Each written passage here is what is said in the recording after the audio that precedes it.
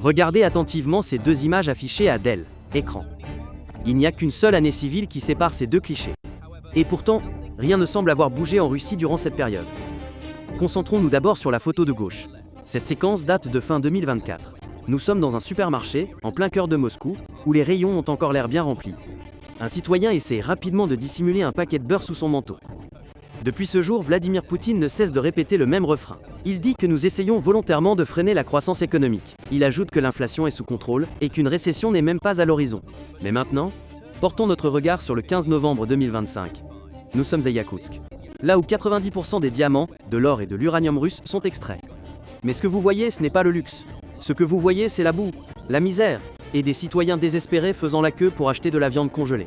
Ne croyez pas que ces deux images soient des exceptions.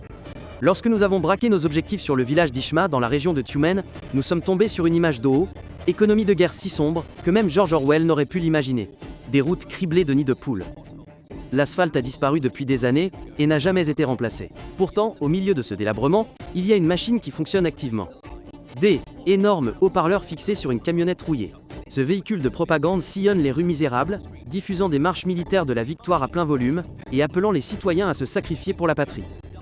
Cette camionnette résume parfaitement état actuel de économie russe et du régime de Poutine.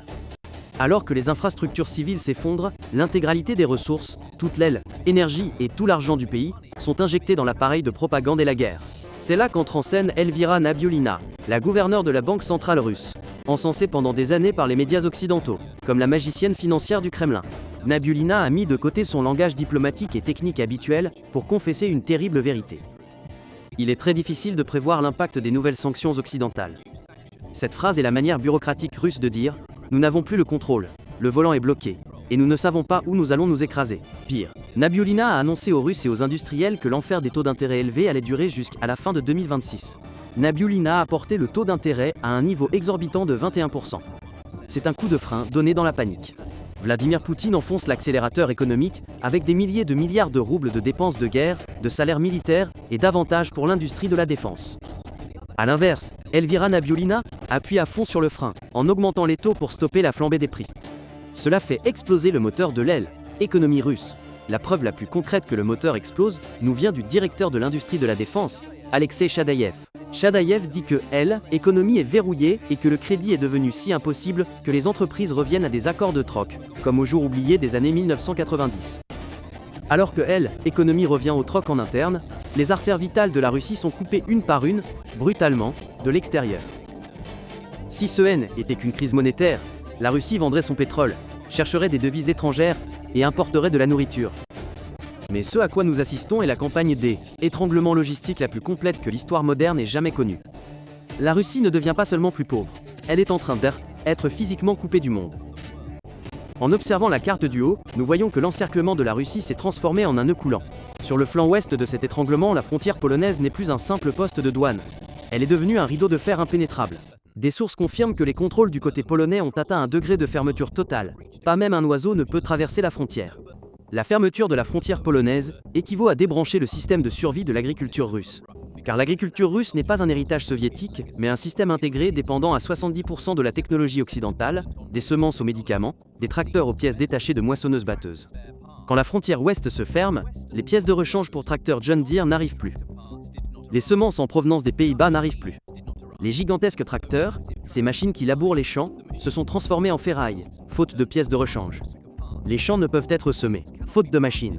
Pourtant, le véritable choc pour le Kremlin vient de l'arrière-cour de Poutine, le Kazakhstan. Le plus fidèle allié de Poutine a trahi la Russie par un mouvement silencieux mais fatal. Selon les données de l'Astana Times, le gouvernement kazakh a imposé des restrictions sur le transit des céréales russes et le transport des marchandises russes. C'est à la fois une trahison stratégique et un instinct de survie. Craignant les sanctions secondaires occidentales, le Kazakhstan se désolidarise de la Russie, qui est un navire en train de couler. Ils sont en train d'asphyxier la Russie avec des barrières bureaucratiques, des refus de paiement et des retards de train. Des milliers de camions bloqués aux postes frontières transportent des marchandises essentielles pour la population russe. La conséquence est que la plupart des rayons de supermarchés en Russie sont désormais vides. Le peu d'articles coûteux qui restent, comme le beurre, est cadenassé. Le prix du beurre a officiellement augmenté de 25,7% depuis le début de l'année, et dans certaines régions, l'augmentation atteint 40%. Une augmentation si folle que les supermarchés gardent désormais cet aliment essentiel comme s'il s'agissait de bijoux ou de téléphones iPhone. Et cet effondrement ne se limite pas au beurre. Les chiffres prouvent que les Russes mangent désormais officiellement moins. Les statistiques publiées par RBC Ukraine sont choquantes. 24% des Russes, soit près d'un quart de la population, admettent ouvertement avoir dû réduire leurs dépenses alimentaires. Les données du Centre de communication stratégique ukrainien éclairent la signification de ces restrictions. La consommation de lait et de produits laitiers est passée de 249 kg par personne et par an à 165 kg. C'est une baisse colossale. Les achats de riz ont chuté de 10%, tandis que le prix des pommes de terre a bondi de 64% par rapport à l'année dernière à la même époque. En Russie, les pommes de terre ne sont pas seulement un aliment, elles font partie de la culture. Aliments essentiels, elles sont utilisées dans tous les plats, des soupes au ragoût en passant par les accompagnements. C'est pourquoi elles ont toujours été facilement accessibles et abordables. Pourtant, au cours de l'année écoulée, la situation a empiré. Les prix des pommes de terre ont augmenté de 64% et dans certaines régions, elles se vendent 3 fois plus cher que l'année dernière. Il en va de même pour le pain, le lait, les légumes et presque tout le reste. Le prix des biens de consommation de base a explosé et dans certains endroits, obtenir ces produits est devenu un problème en soi. Alors que les rayons commencent à se vider, le marché devient imprévisible. Vous pouvez trouver des produits frais cette semaine, mais la semaine prochaine, ils ont disparu. Cette imprévisibilité commence à peser sur les ménages. En Russie, cette tension pousse les gens à stocker dès qu'ils le peuvent, ce qui aggrave la pénurie. C'est un cercle vicieux de pénurie qui ravage l'estomac des Russes comme une épidémie. Des rayons vides, des prix qui montent en flèche, et des familles obligées de se priver pour survivre. Exactement comme pendant les jours sombres et misérables des années 1990. Vladimir Poutine a construit son règne de 20 ans sur une seule promesse: mettre fin au chaos et à la misère des années 1990. Aujourd'hui, à cause de la guerre qu'il a lui-même initiée, il est en train de détruire cette promesse de stabilité de ses propres mains et de renvoyer son peuple au cauchemar des années 1990 qu'il déteste tant. Un autre facteur déclencheur de cette misère est le chômage. L'industrie de guerre absorbe toutes les ressources, tout l'argent, et surtout, toute la main-d'œuvre qualifiée du secteur civil, comme un trou noir. Poutine a retiré plus de 300 000 hommes qualifiés des champs, des usines et des chantiers pour les envoyer au front. En raison de la chute du rouble et de la pression croissante, la main-d'œuvre immigrée d'Asie centrale a fui le pays. Une grave pénurie de main-d'œuvre est apparue en Russie. Il manque plus de 200 000 travailleurs dans le secteur agricole. En d'autres termes, il n'y a plus d'hommes pour travailler les champs, conduire les camions ou récolter. Si la Russie est une puissance agricole, ne devrait-elle pas être préparée à de telles situations? Le pays devrait avoir des énormes stocks de céréales. Oui, ils en ont. Alors qu'arrive-t-il à ces stocks? C'est la partie la moins discutée de la crise alimentaire russe. Ces réserves sont censées aider en période de vaches maigres, comme lors d'une mauvaise récolte ou d'une flambée des prix, ce qui est le cas actuellement. Récemment cependant, cela ne semble pas se produire.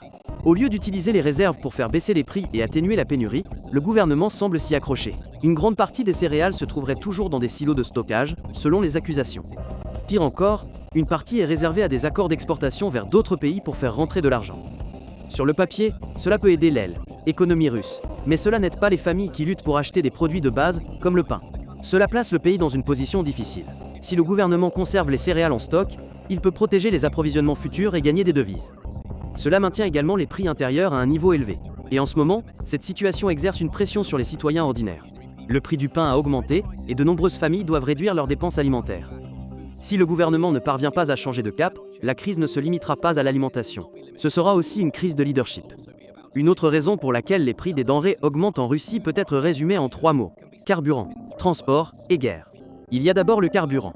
Le prix des carburants a augmenté cette année. Le diesel, indispensable à l'agriculture et au transport, a augmenté de plus de 11%. Chaque rouble de coût supplémentaire en carburant est répercuté sur l'acheteur.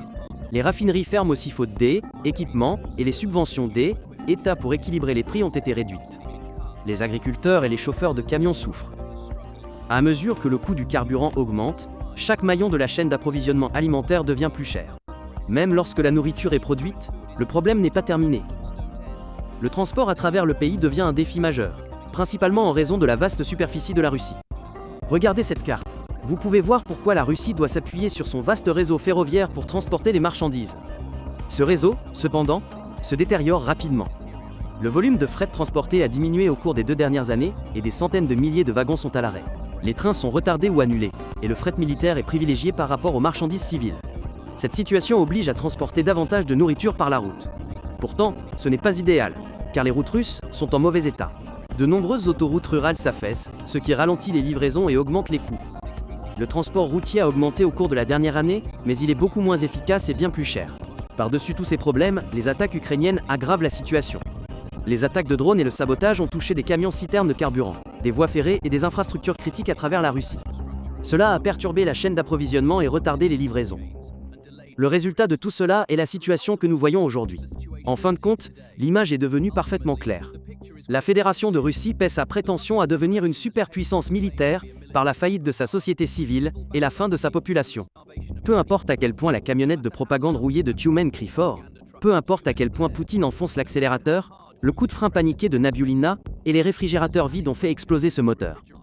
Ce ne sont pas les missiles américains qui ont détruit l'Union soviétique, mais les étagères vides et le désespoir du peuple. L'histoire se répète en 2025 d'une manière encore plus cruelle. Le réfrigérateur a battu la télévision. La faim a vaincu la peur. La question n'est plus: la Russie peut-elle gagner la guerre?